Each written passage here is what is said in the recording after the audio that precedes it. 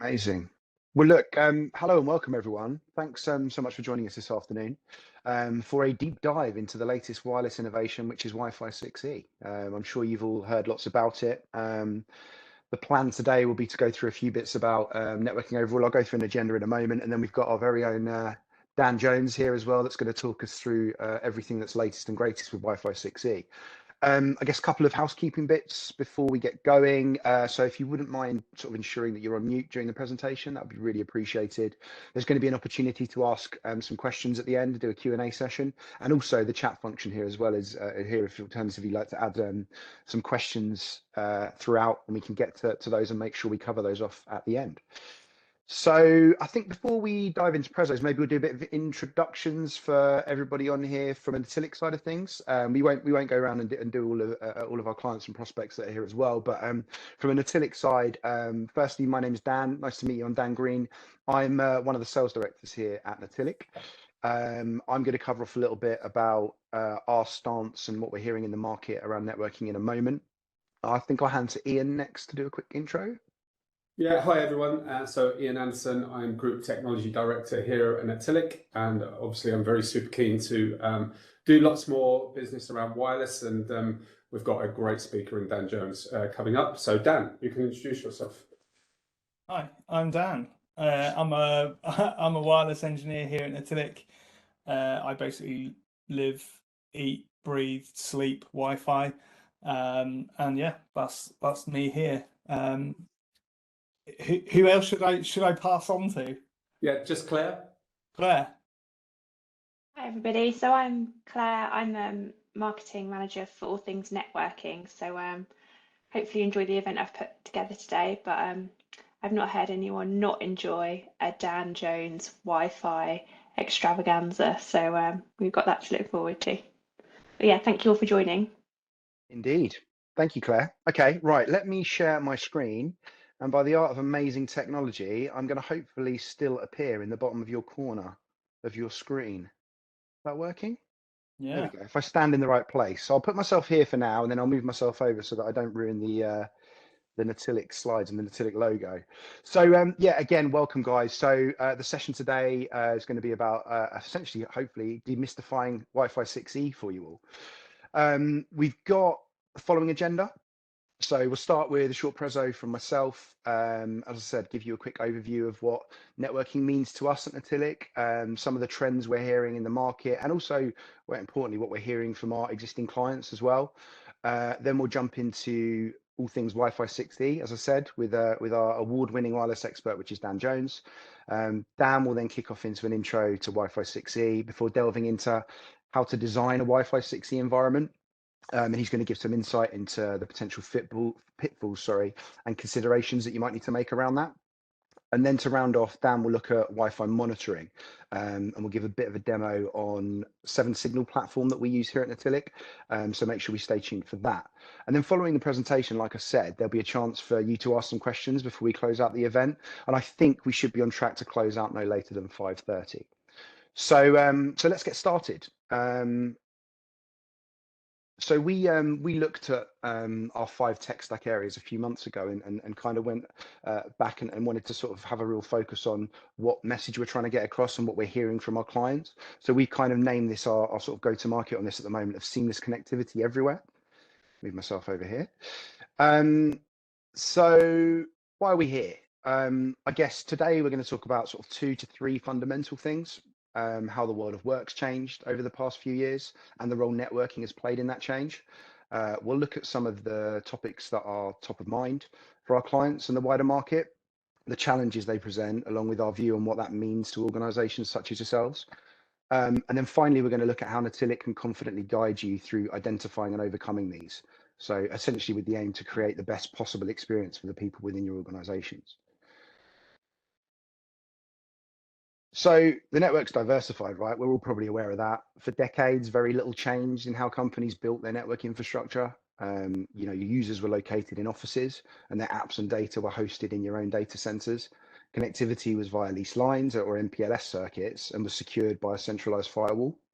Most users had desktop PCs on your LAN, with only a few users, predominantly IT, connecting via wireless. and even less had VPN access from home. All that had really changed in network technology over the years was bandwidth had increased and connection speeds had got faster. But in the past 5 years or so, we've all seen a major evolution in how we work and how we connect.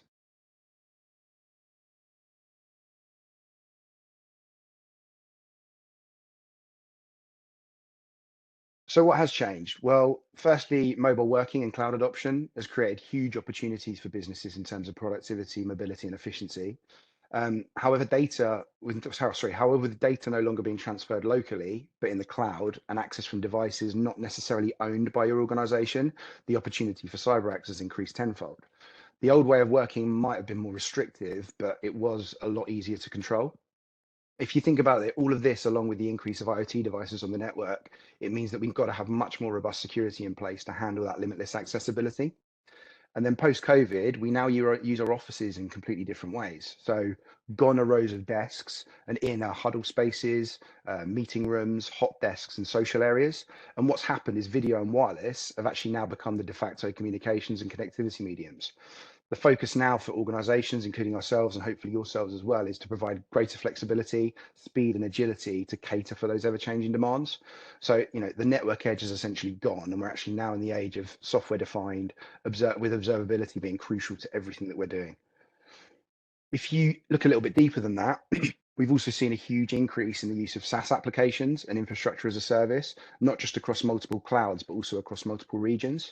With cheaper and more readily available internet access, that's increased the need to monitor and manage application performance across the public network, and then also ensure that tighter security is in place around that as well.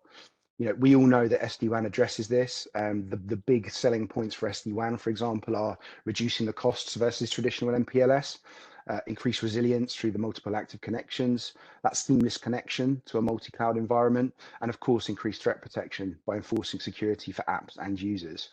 And then finally, it's the simplified cloud management and observability that you can benefit from all of that. They're the main things that we're sort of seeing in the market at the moment. As I previously mentioned, the return to office post-COVID has seen some huge changes in where and how we work. So we've moved away from those static PCs to laptops and phones, either owned by your organization or in some cases BYOD. Many organizations that we're speaking to have returned and quickly realized that their legacy wireless network is simply no longer fit for purpose. Wi-Fi 6E adoption is now widespread and brings with it new channels, faster connections, reduced interference that's going to give our people the very best experience for that increased application and video communications usage we're seeing, whether that is at the workplace or at home as well. What we're hearing is that organizations simply can't expect to deliver an exceptional experience for their people by just deploying a bunch of access points. That's why Natilic recommend our expert design through consultation and assessment to all of our clients.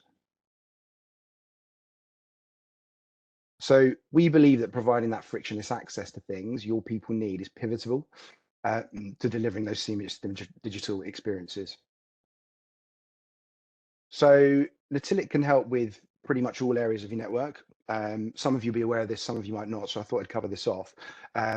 We've got a great heritage in networking technologies here, with a full service capability underpinning everything that we do as well, whether that's designing and delivering the infrastructure, and that might be complex office refresh projects or large warehouse wireless deployments, connecting your locations to the cloud and beyond through our carrier partners, and also our leading SD-WAN solutions that we can do as well. And then obviously to securing your network components, your users and applications in the multi-cloud, or being your partner to provide proactive management using some of the cutting edge observability and monitoring tools that we have on hand as well. So to deliver all of this, we've got a proven services methodology. That's tried and tested over the past 20 years. First part of that is Discover. So in Discover, we're simply trying to understand what you're trying to achieve. There we go, sorry, bad clicking. So yeah, in Discover, we're simply trying to understand what you're trying to achieve. And we do this by capturing your business requirements, and we can then leverage our innovation zone to showcase the art of the possible to you. In the design stage, we want to kind of tie together those business outcomes with the technical requirements and basically make sure that we can demonstrate the clear metrics back to you and back to your organization to prove the value of the solution that we're proposing. In transition, we're basically delivering upon that validated design to move you seamlessly to your desired state. And then in manage, we use our 24/7 and enhanced services to maintain and monitor your technology solutions. And then finally, success kind of flows through everything that we try to do here at Natilic. And the aim of this is to ensure that the implemented solution meets your desired outcomes, expectations, etc. Excuse me. So we work with multiple clients across multiple verticals. What that does mean to us is, our teams do truly understand sort of the business challenges that you individually face in your different sectors. Things like industry trends and regulations can have a huge impact in that, and we've got a large amount of experience around that. So I just wanted to flag up a couple here of some of the projects that we've worked on recently and in the past sort of 18 months, just to sort of maybe get you thinking a little bit. So the top one would be Auto Trader, obviously in the automotive industry. These guys post-COVID had a return to office and also a refurb that had happened during the COVID period. What it meant is that all of their users came back and were having a really torrid time with their wireless experience. So they engaged Natilic. We came in and did a variety of surveys and assessments. Where possible, we look to repurpose their existing Meraki deployment just to save on costs on buying additional new equipment. But as part of that, we went through a Meraki POC and also a Juniper Mist POC to basically compare them side by side and see which was going to be the best fit for them. And the outcome was that we stuck with Meraki with those guys. But what it's meant is the latest and greatest access points in there, completely transformed experience, and their team back in the office and working really efficiently. The next one down is Barrett Homes, again, hopefully an organization you'll be familiar with. These guys had a legacy and expensive MPLS solution that also had really poor cloud integrations for some of the SaaS applications they were using. So they engaged Natilic again. We went through a showcase around a couple of different SD-WAN solutions and also observability. And that resulted in them going ahead with Cisco Viptela solution alongside some Expo E connectivity and also a $1,000 deployment. And then the last one, again, really on topic with what we're going to talk about today, is Man Group. So again, financial services customer of ours. Again, big issues with their legacy wireless infrastructure.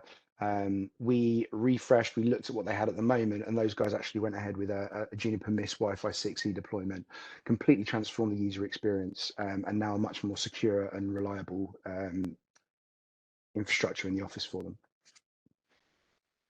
So a quick touch on why do our clients work with Natilic and how we're different. Hopefully a lot of you on the call today will be familiar with this, but I just wanted to sort of refresh for those that aren't, and also let people know if they haven't heard this before. So we're built across 5 different pillars that we believe ensures we stand out in the marketplace. Firstly, capability. We hold top tier accreditations with all of the partners that are listed on this slide here. And at the very base level, we can be a procurement partner for those vendors if you've got everything you need from a technical standpoint in-house. But using Cisco as the example on here, we're the only partner in the UK that hold all 4 of their master accreditations. And we believe this truly demonstrates our capability across their entire portfolio and also the integrations that are possible between those different areas. If you look to the WAN, we hold platinum status with Palo Alto, along with a variety of the connectivity providers here to help you on that journey as well. But that capability is not really worth that much if we're not available when our clients need us to. So that's why we've got truly global coverage. We've got account management teams and support teams across 3 offices, so London, Sydney, and New York, that make sure that we provide the very same experience no matter where you're located, no matter where our team are located, what time zone you're in, and we're doing that at the moment across 62 different countries for our clients. And that consistency matters to our clients, we hear, because it means you can rely on us to provide the same level of service time and time again. And then we also believe in maintaining a great culture here as well, to make sure our employees feel valued and supported, because for us, happy, motivated people leads to happy clients, which is the final pillar there. So if anything, I guess, away from what we discussed today and what Dan goes through resonates, or even any of the other conversations that you have with any of the team at Natilic, we kind of like to approach things like this. So first and foremost, we'd like to sort of conduct some kind of business requirements capture. And the point of that is really to understand, what are you trying to achieve? What's your current state and where are you trying to get to? And from there, we can determine the best path to take. Then we would look to invite you into our showcase environment where we can give you a vision of the art of the possible. And then with our various assessment services, we can analyze your environment, providing you with a much better understanding of what your current state is.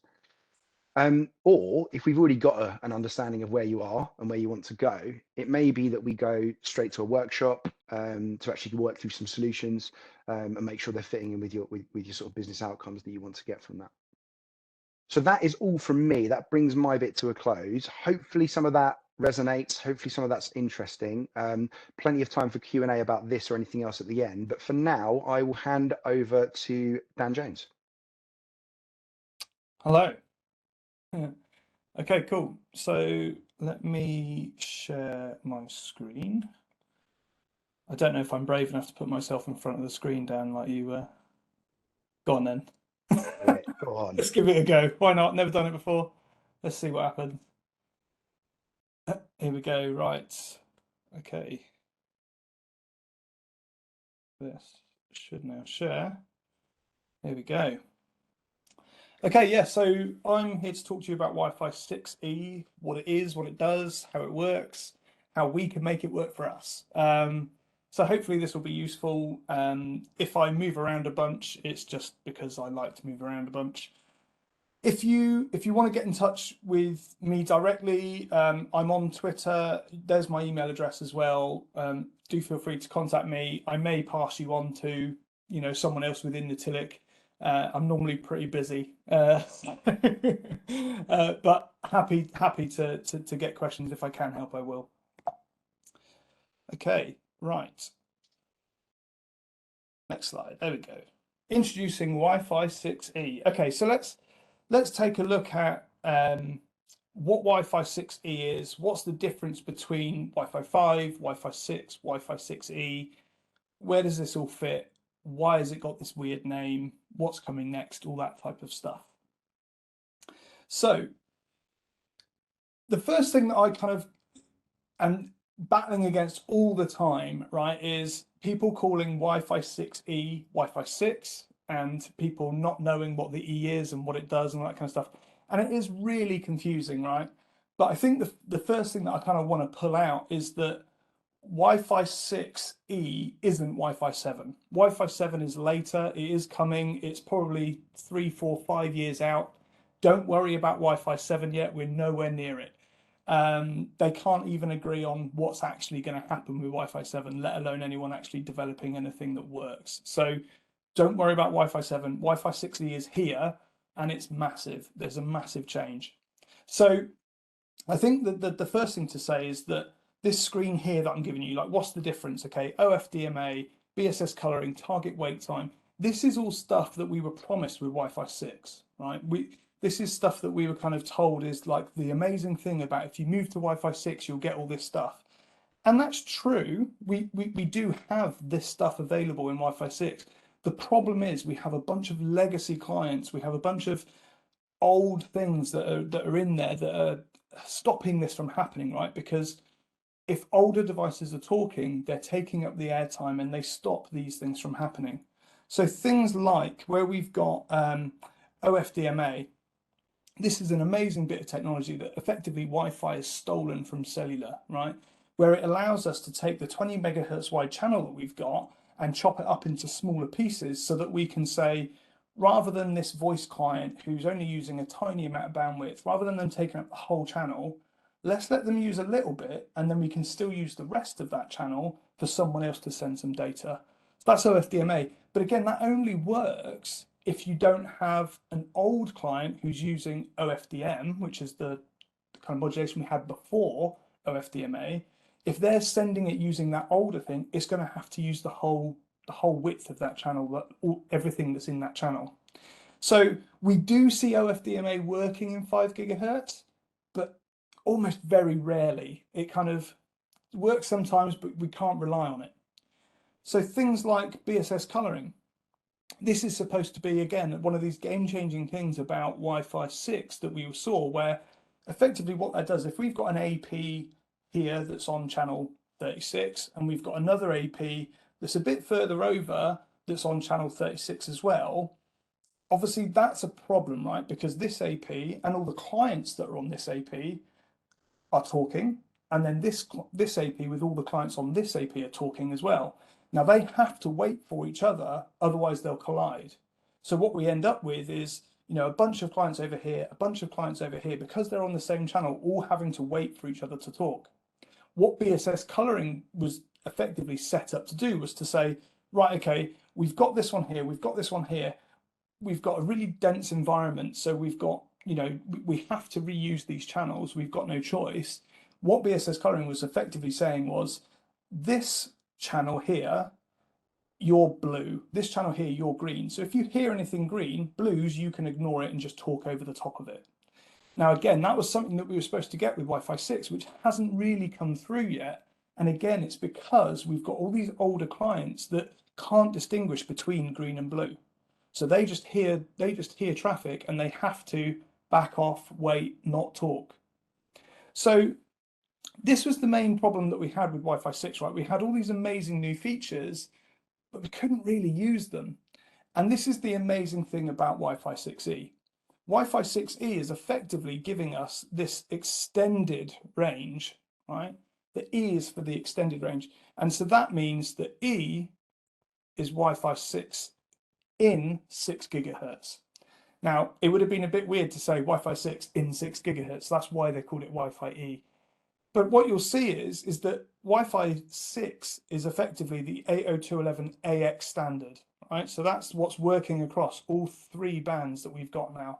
So we've got this AX. Now, AX is the thing that allows us to use all these cool things like target wait time, BSS coloring, 1024 QAM. You know, we've got this extra stuff that we can use, OFDMA. But by putting it into the 6 gigahertz, now we don't have any of these legacy clients. There's no legacy clients here that are kind of congesting everything up and stopping us from using all these new features and new kind of great things about Wi-Fi 6. So in Wi-Fi 6E, in the 6 gigahertz spectrum, we're going to start seeing clients and vendors being able to do this stuff. So that's the first thing that's amazing about Wi-Fi 6E, is that we're kind of getting to realize the potential of Wi-Fi 6. Now, Wi-Fi 7 is coming. Like I said, it's down here. It's a long way off, so just forget about it for now. No one can agree it. There's been like one proof of concept. That's just one person's idea of what could be in Wi-Fi 7. Don't believe anything you hear in the media. It's nowhere near. Your next iPhone isn't going to have it or anything like that.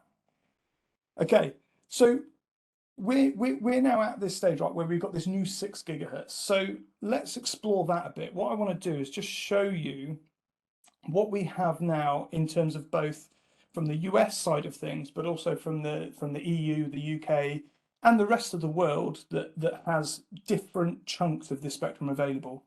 So one of the main things that we have in the US is we have 1200 megahertz available of open spectrum. So we've got a whole bunch of channels here. We've got 59 new channels completely free, able to use in the US.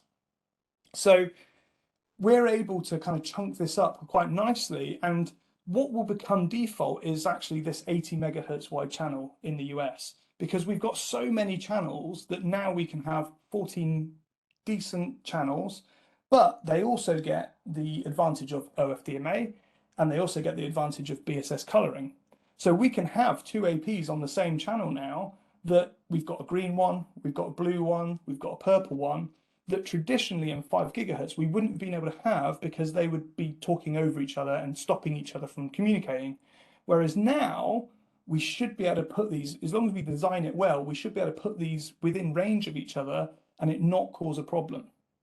We've also got OFDMA, right? So if this was a 20 megahertz wide channel previously, if we had one client who was using a small chunk of it for a voice call, that's it. The whole channel, the whole rest of the channel has to be quiet. But what we now have is that with OFDMA, we can have someone on a voice call, someone on a video call, we can have someone doing data transfer, and then we can have someone else doing a voice call, right? And so we can more efficiently use that 20 megahertz wide channel. And what's even better now in terms of the US is they now have 80 megahertz that they can use, right? So we can chuck in, 5 or 6 people on a voice call, plus people doing video calls, plus people doing, data transfer, all at the same time. And this is really exciting, right? Because now we're not restricted by what we have been restricted in 5 gigahertz, which is one device gets to talk at a time.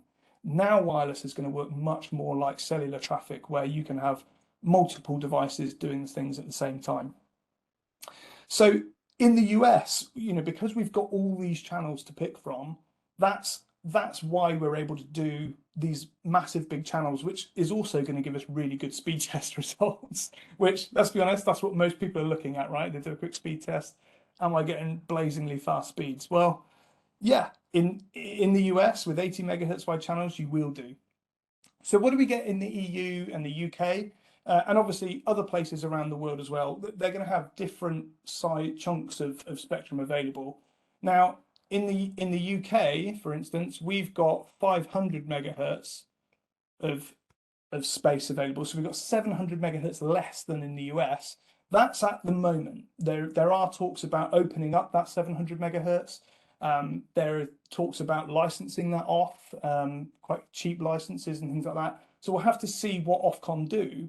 But at the moment, we know that we've got 500 megahertz of space available to us. So that gives us an additional 24 channels to what we already have. Now, in 5 gigahertz, we have 24 channels available to us now. But the problem is that in 5 gigahertz, we have this big chunk of channels in the middle, which is pretty much like that much in the middle, that's taken up by what's called DFS, dynamic frequency selection. And what that means is because Wi-Fi came after some things that were already there, things like radar, things like weather radar, things like that, it basically means that Wi-Fi has to play second fiddle. So if there's a radar event that happens, your AP has to say, right, I'm going to come off this channel, I'm not going to use it anymore, and they have to back away, and all the clients have to go and find another AP to use. So that's fine. We can design around that. We have things in place where we can make sure that we can design that well, so that if that happens, you're not going to lose performance, you're not going to lose, people aren't going to be able to use the wireless. But wouldn't it be great if we didn't have to worry about that? Well, now we don't, because in 6 gigahertz, there's none of that. These are all completely open to use. We don't have to listen on the channel for a long time before we can use the channel, which is what we have to do on DFS at the moment. It means that clients can be using those channels too. So what we end up with is a nice open bit of spectrum where we can use all of these new features from Wi-Fi 6. And it's kind of like there's nothing there. So if you're looking for speed, if you're looking for performance, if you're looking for low latency and jitter, 6 gigahertz is where you need to be. Yeah, so I'll come on a bit more in terms of like channel widths and things like this, because obviously in the UK, because we've only got 6 80 megahertz wide channels, we're not quite sure yet how wide we'll be able to go. So let me take you on. So I want to talk a little bit about some of the differences that we have with Wi-Fi 6E. It's not a case of just being able to pull down your Wi-Fi 5 or your Wi-Fi 6 APs and just replace them with 6E APs. There's kind of different things we need to consider, things we need to think about. So let me just tell you about a few of those now. So first question, like I said, is kind of thinking about what channel width can we get away with using? So obviously at the moment we use 20 megahertz wide channels mainly. Sometimes we'll use a 40 megahertz wide channel in 5 gigahertz if we need the bandwidth to do something. What we're looking at now, like I said, the US will be using 80 megahertz wide as their default. That's their kind of going to be out the box. Every AP will be on 80 megahertz wide channels, and that's because of the primary scanning channels. If I show you those, so these ones here are your primary scanning channels. In the US, because you've got so many channels, it would take a client so long to go through every single channel and find, is there an AP on this channel? Is there an AP on this channel? Is there an AP on this channel? So what they've said is, rather than it scanning all of them, it will scan 1 in 4. So out of 80 megahertz, it will scan 1 and it will say, is there an AP on this channel? And then the AP will be able to respond. So we can't go in and use, say, 20 megahertz wide channels, for instance, because clients are only going to check these channels here. Okay. So what do we do in the EU, the UK, places that don't have this 1200 megahertz, that aren't necessarily going to use 80 megahertz wide channels? Well, one of the things that we used to kind of always fight against with channel bonding and stuff in 5 gigahertz was every time we bond a channel together in 5 gigahertz, we doubled the noise floor. So we reduced the SNR. So the SNR is the important thing. The SNR is the thing that dictates how good a connection your device has to the AP. So if we bonded the channel, we added 3 decibels of noise, and that decreased our SNR by 3 dB. Now you might be thinking 3 dB, well, that's nothing. What's 3 dB among friends? Well, the problem is because Wi-Fi uses a logarithmic scale, 3 dB is actually double. So we double the amount of noise, we halve the amount of SNR that we have. That's a big problem. And so that's why you'll see most places will use 20 megahertz wide channels, because what we're trying to do is make sure that clients are connecting with the best SNR they can. So it may not be the fastest connection they get because, we're only at 20 megahertz, we're not at 40 or 80. But what they do have is a nice stable connection where they can use the best rates available to them.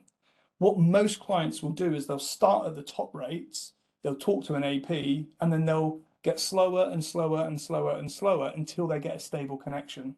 So what we don't want to have happen, especially in a high density or an office environment, is lots of clients talking, never getting a response, and then eventually getting to a low level where they've got a stable connection with an AP, because that adds loads of retries, loads of contention on the air. So that's why at the moment in 5 gigahertz, we use 20 megahertz wide channels. Now, they've thought about that and they've brought in this power spectral density, PSD. And what it basically says is, look, if we bond a channel together, yes, your noise floor is still going to double. And the reason for that is because physics, right? But what they're allowing us to do now automatically is it will up the transmit power automatically by double again. So we're offsetting that SNR. So our SNR will now stay nice and steady across whether we're 20, 40, 80, or even 160 megahertz wide channels.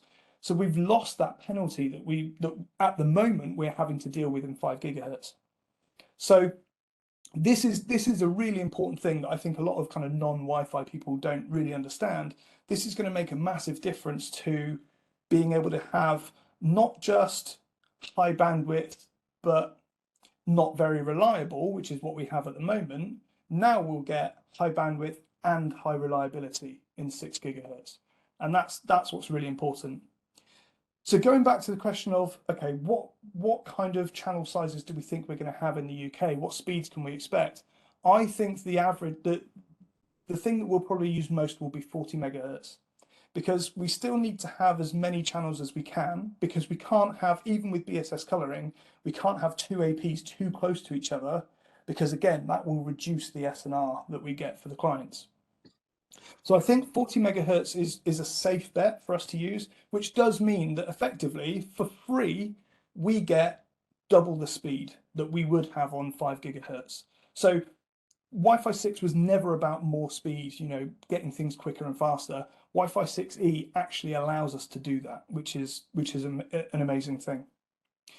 Cool. So one of the other questions I'm asked quite a lot about kind of 6 gigahertz is, okay, well, is it not going to go as far? Obviously, when we had 2.4 and then 5 gigahertz, we were always told 2.4 goes further, but 5 gigahertz is faster. Neither of those are true. So let's just try and set that playing field straight. So if I was transmitting from myself to someone else stood on the moon, and I fired a 2.4, a 5, and a 6 gigahertz, they would all get there. No signal travels further than any other signal.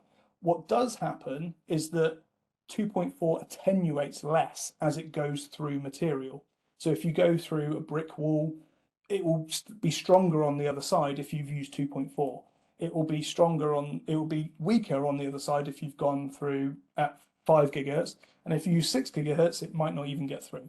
And that's the difference. So again, when we're designing our spaces, if we've got big open offices, actually quite a lot of the time, what we're trying to do is put things in the way to make that thing smaller, to make the cell size smaller.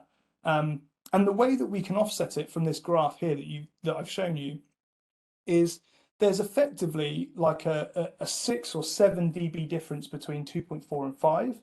And there's effectively a 1 to 2 dB difference between 5 gigahertz and 6 gigahertz. So all that means is that on the AP, what we do is we set our 2.4 at X power level, and then we do X plus 6 or X plus 7 for our 5 gigahertz radio, and then we'll do X plus 7, 8 or 9, so that we've got the APs that when we get to, say, we're stood 8 meters away from an AP, actually the power levels are averaged out and are the same across those things. So again, it's just about design. It's just about how we make sure that when we're putting together our design and we're doing things like that, what we don't want to have is a 2.4 radio that's at the same level as a 5 gigahertz radio, because what will end up happening is that a client will turn up in a space and the 2.4 radio will be much louder and much more appealing to a device, and it will join that rather than join the better bands, which is 5 gigahertz and 6 gigahertz. So this is all stuff that we take into consideration when we're designing a wireless network. Right, let me have a quick look here. Right, so I've got a quick little demo. Let me just show you this. Okay, so this is one of the bits of software that we use to design our networks. So for instance, this is the Natilic office. So if I show you, we can click on different APs and we can see how far they go, what materials they do and don't go through. And then we can start to design and move things around. So for instance, we've got this AP in this room here.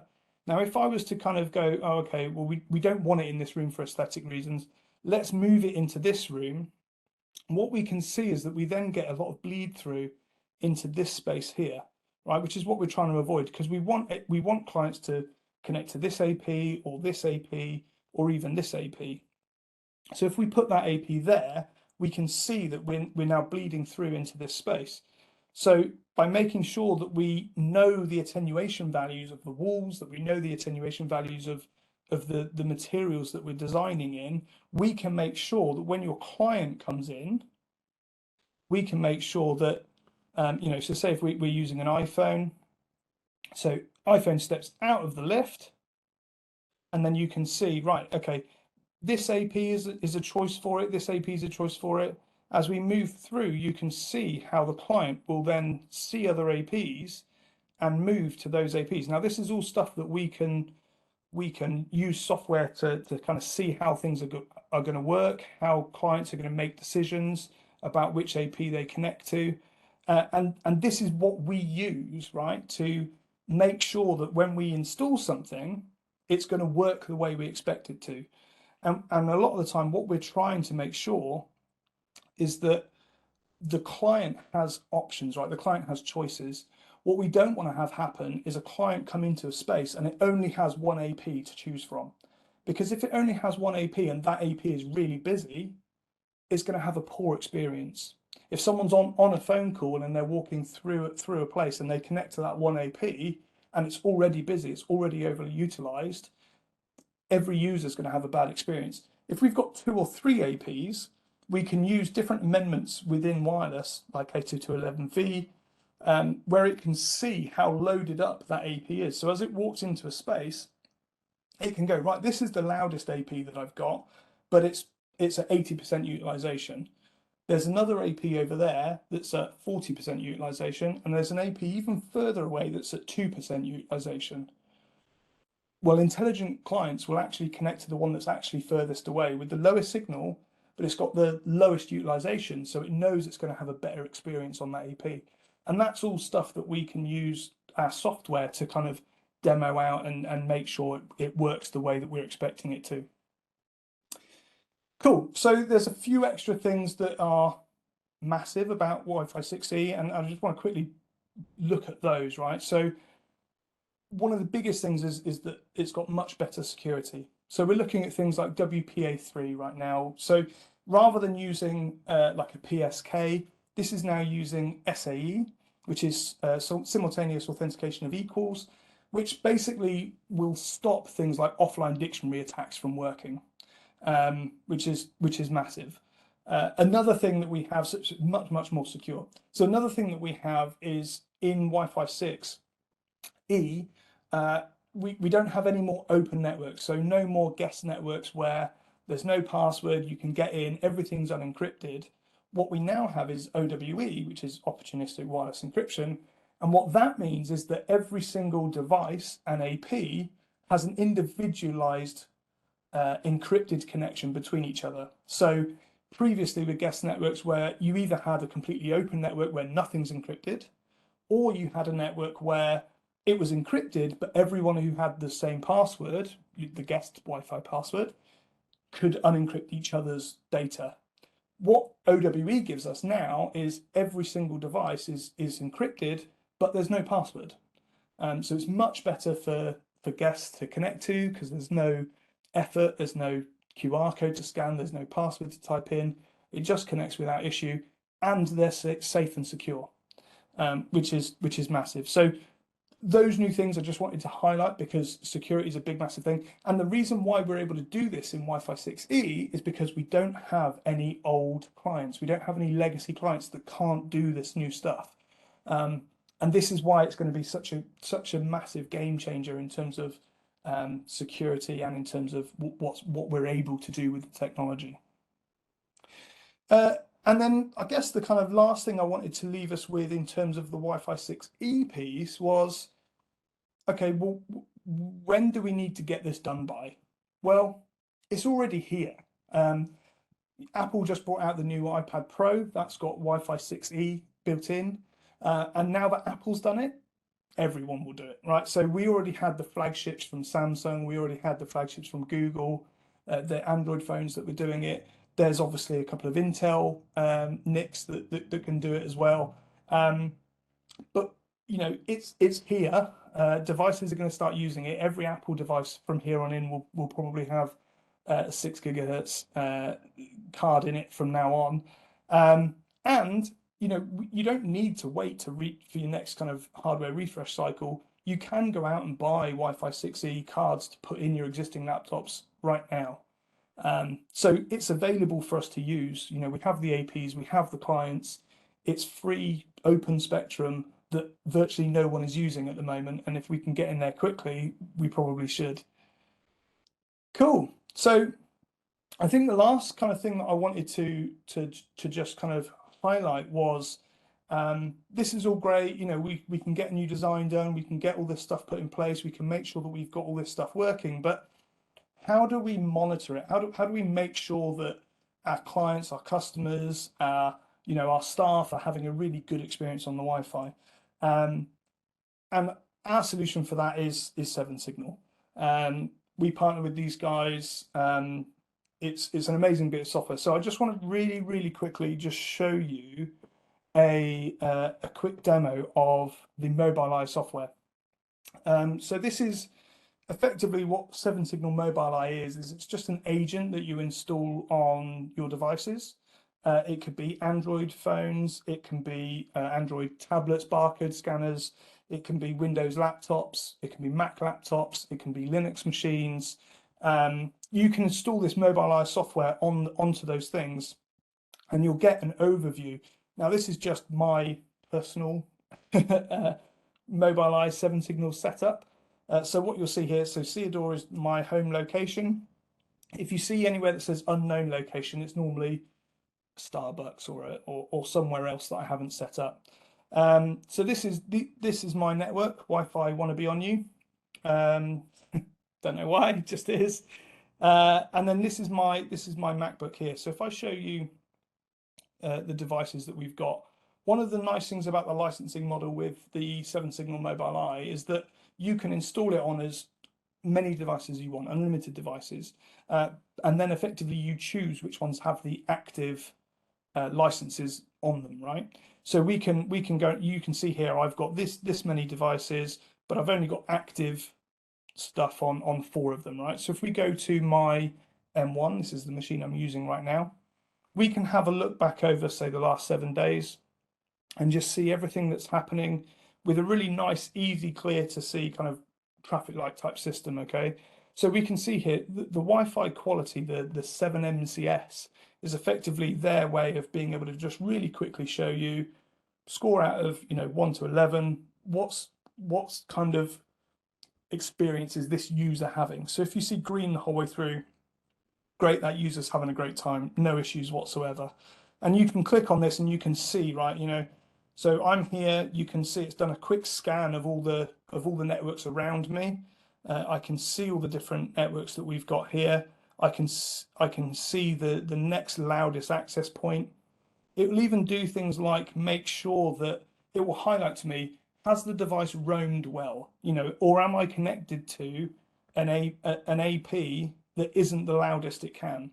So for instance, it will say to me, there's an AP right next to this machine and it's not roaming to it. And so it can highlight to me that either the design's wrong or I've got some sort of driver issue with that client. There's a whole bunch of tests that go through where you can see over time exactly what's happening.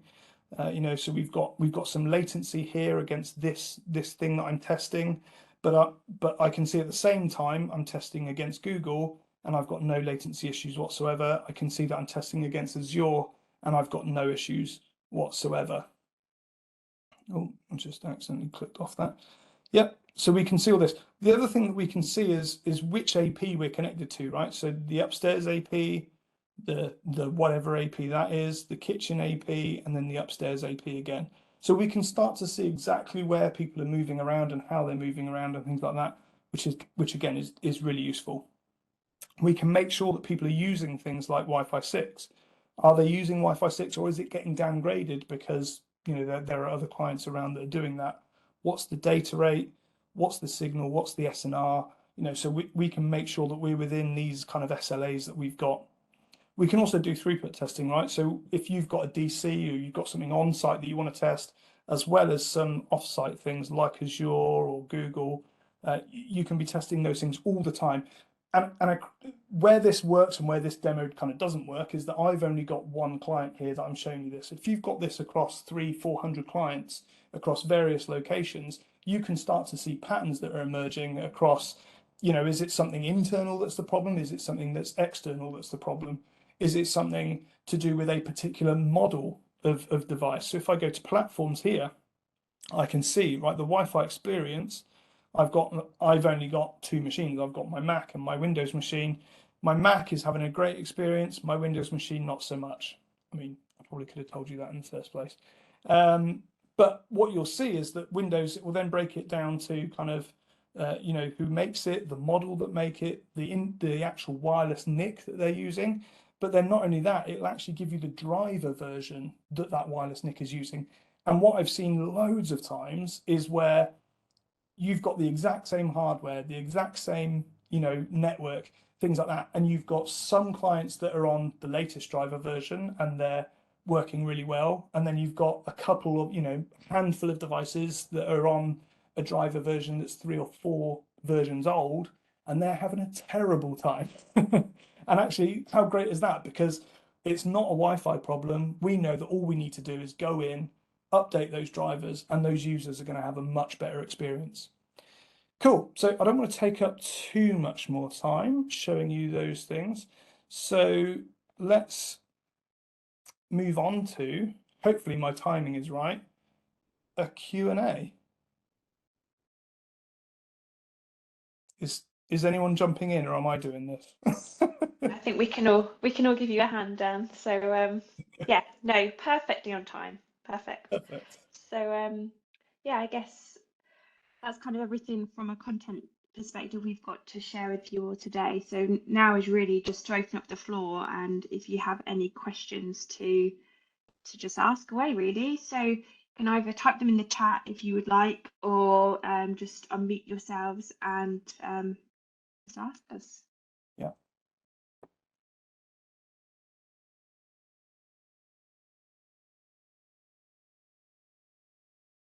Unless, Dan, you've answered all of the Wi-Fi 6 I did talk quite a lot, questions. to be fair, so.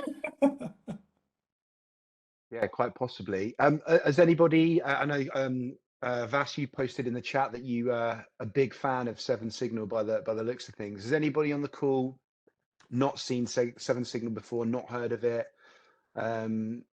Yeah, and be interested in looking further at that. As Dan said, we've got a platform that he can show you there, but we can go into a lot more detail around that. So that was just one question I was going to ask out to everybody on the call, if there was yeah, any comments on that at all.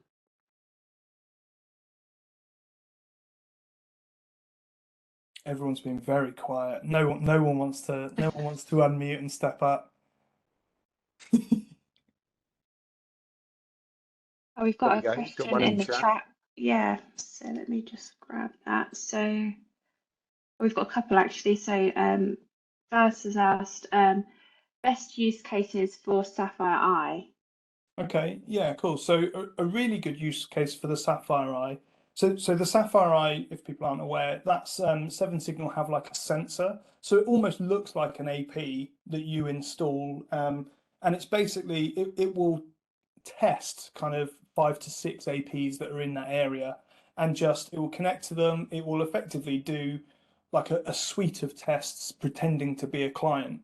And what's great about that is that it also has a wired connection, right? So it can do the wired test at the same time as it's doing the wireless test, and give you that delta between the performance of both. So that's really good for. I would use it in places that are very, very high density, where you don't necessarily have client devices that you can put in. So places like retail, places like stadiums, things like that. That's a really good use case for something like a Sapphire Eye, but also somewhere like warehousing, where you want to be able to run tests where you don't necessarily have a bunch of devices that are always in that space. You want to make sure that you've got a continual, SLA that you're hitting, and you don't necessarily have the device there all the time to ensure that that's happening. Okay, super, thanks, Dan. And then the other question we've got from Glenn is if Wi-Fi 6 is working only on 6 gigahertz, does that mean there is no performance enhancement for 802.AX? Yeah, it's not that it doesn't work in 5 gigahertz, it's just that it doesn't always work in 5 gigahertz. So if there's a lot of Wi-Fi 5 traffic or Wi-Fi 4 traffic happening, then basically there's not enough kind of shoulder room, I guess, for Wi-Fi 6 to happen. So things like OFDMA, we do see it in 5 gigahertz. When it happens, it's very nice, but it's not something that can consistently happen because you've got all these legacy clients. Now, obviously, every office space, every kind of site is going to be different. Okay, if you've got lots of Wi-Fi 6 clients, then you're more likely to see things like Wi-Fi 6 happening in that space. But as soon as you introduce, anyone with BYOD stuff that isn't Wi-Fi 6, that's going to become more and more difficult for it to happen. Whereas the beauty of the 6 gigahertz spectrum is those old clients don't have 6 gigahertz radios. If it has a 6 gigahertz radio, it can do all the Wi-Fi 6 stuff. And so we know that it will happen. Okay, brilliant. That was the last question in the chat, unless anybody has another one to ask. I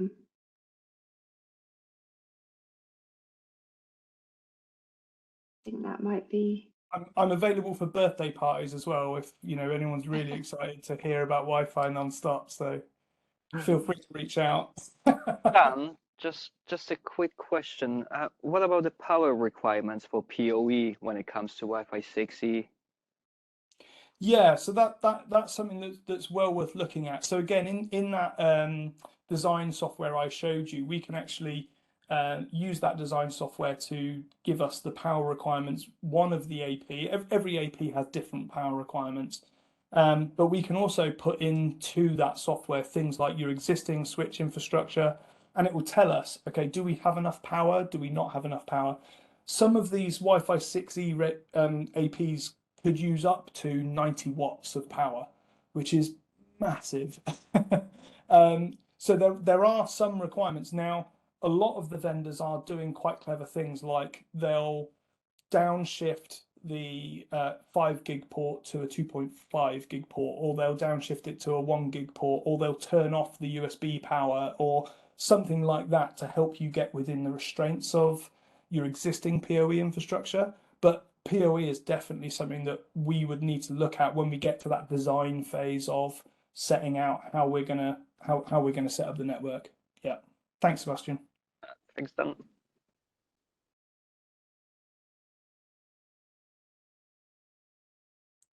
Are there any final questions from anyone in the audience at all? It looks like you've comprehensively covered everything from a Wi-Fi 6E perspective, and thank you very much. I guess perhaps a small question. It is just that we were experimenting this last summer with to getting a heat map with the current solution what we got by Natilic. How are the possibilities for that? Is that kind of functionality changed as well with this new Wi-Fi?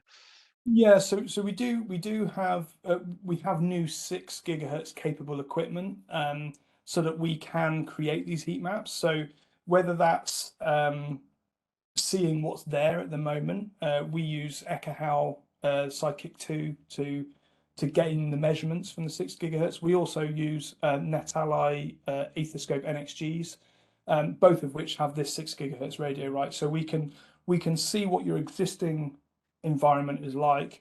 Then we can model it in either Ekahau or Humina to see what it will look like when we place APs in. Exactly, because that's important to see what kind of coverage you have and that kind of things, and how you can optimize that kind of things. At the current moment, we are working with Cisco, but I don't know if you're referring with Wi-Fi in connection of a relation with Cisco in this meeting. But otherwise, the way of how it is going with Cisco is quite complicated, because you need to create a heat map, not by the access point itself that they are connecting and they're creating a heat map, but they have to use some persons with a device who going around, and that way you create a heat map. Yeah, that's right. Yeah, so we've got hardware that literally we use to hear that stuff, right? So this has got tri-radios in there, so we can hear the 6 gigahertz with this, and this also has a spectrum analyzer in it as well. So not only can we see what Wi-Fi is happening over the air, but if there's anything else that happens to be using that spectrum. So in 5 gigahertz, for instance, we see a lot of motion sensors and things like that interfere. Obviously 2.4, everyone knows about microwaves interfering, things like that. So it's important that you have, hardware like this, not just the AP, because the AP will only hear from the AP's perspective, which is up on the ceiling, right? Whereas this is going to be down where your clients are, and this is where we want to measure that data and see exactly what's happening at that level, and how that's working. Yes, in the Netherlands, the Wi-Fi band is not totally protected by other suppliers than Wi-Fi, because they use the same frequencies. That's right. Yeah, and all of this that is way we can unlicensed. you can sort it out.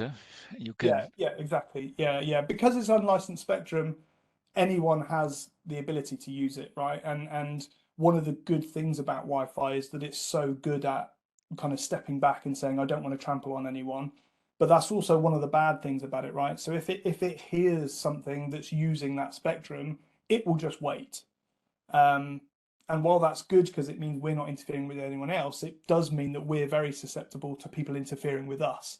And so that's why we would use bits of equipment like that, so we can see where that interference is happening. And then effectively all we do is we remove those channels from our plan. We know, okay, there's something here. We might not even know what it is, but yes, in that area, yes. Exactly. Yeah, we know where it is, and it means we can stop using those channels in that space. Okay, great. Yeah, that's a really interesting question, actually, and it's pretty worth noting. You know, those new latest Echo devices that Dan's got, we've got them located in EMEA, we've got them located in the US and APAC as well. So for anyone on the call that has offices elsewhere that would like to take advantage of that, please let us know.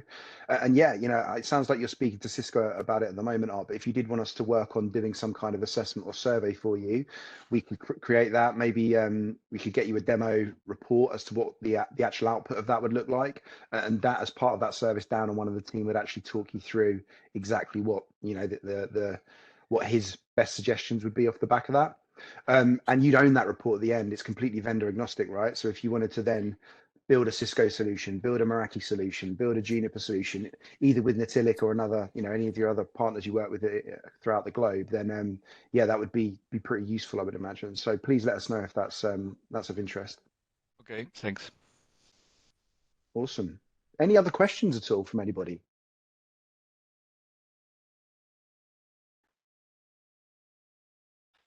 No. What I've read is just to for verification that this 6E version is especially for the business had advantages, not especially for private situations. But is that? Yeah, I think what you'll end up seeing is that, you know, the ISP routers will end up using something like 160 megahertz wide channels, just because then they can say, look how fast it is, and it won't necessarily be that, you know, that useful for anyone, because people won't have internet speeds that are that quick. But yeah, I mean, you can bet the marketing teams are going to love it, right? Because it is this completely new open spectrum where, you know, all these promises that we've had about things like Wi-Fi 6 actually now will actually see it. And I think that's what's exciting for someone like me anyway. And I think just to add to that, I think in terms of like as we move into this more of a hybrid working reality, that, you know, like office use is going to change. So to make sure that we're getting the best out of the capability of wireless, continuously thinking about surveys, looking at the performance of your infrastructure is really key. It's an ongoing thing, because your office usage will change over time as people come back and use it. So we would constantly recommend to our clients that you look at it and survey it on a regular basis. Yeah, and that's where something like the 7 Signal Mobile Eye is great as well, right? Because it's not just looking at Wi-Fi in the office, because it's on the end user laptop. It's looking at Wi-Fi in the office. It's looking at Wi-Fi at home. It's looking at Wi-Fi at Starbucks. You know, so if someone says I've had a poor experience on a WebEx call or something, you know, straight away it's like, okay, well, let's go and have a look. Let's go and have a look at the data. Let's have a look at why you had that poor experience. It's because you're using this old driver version. Let's just update it. You won't have that problem anymore. Or, yeah, you're in Starbucks and Starbucks was really busy, and maybe next time don't go there. You know, so... Yes, but it is quite important that Wi-Fi is meeting more and more the security expectations of. I worked in a pharmacy, for example, for the FDA, that kind of stuff. That at least that we can say what kind of levels they can you can meet with the new Wi-Fi. Yeah. And in combination, of course, with the devices, but it is. Yeah, exactly that. Well, thanks, Art. Great questions. Any more? I think that is a wrap. So right. Thank you, everybody. I think we've just got Ian's just got a couple of things to finish up on. Have we got a slide for that? Because I haven't got the slide deck. Sorry. Yeah, I can share. I think Glenn wants to ask a question. No? No, sorry, I was just playing with the icons. Yeah, so just to finish up on that, you know, we've kind of been talking about this already. So we would definitely recommend getting the likes of Dan and other wireless experts to come in and do a survey of your infrastructure, especially as we're looking at the way we use the offices now. It has changed. and also to make sure it's ready for Wi-Fi 6E and to give you a good indication of what a Wi-Fi 6E network would look like for you. So reach out to any of us on the call for that. And equally, as well, in terms of that performance side of things, we'd be very delighted to come and give you a demo of the 7-signal solution as well. So again, reach out to us and we can help facilitate that. Brilliant. So, yeah, so thank you very much for your time. Enjoy your evenings, and hopefully we'll get to hear from you soon. Thanks, everyone. Thanks for joining. Thank you, everybody. Thank you. Bye.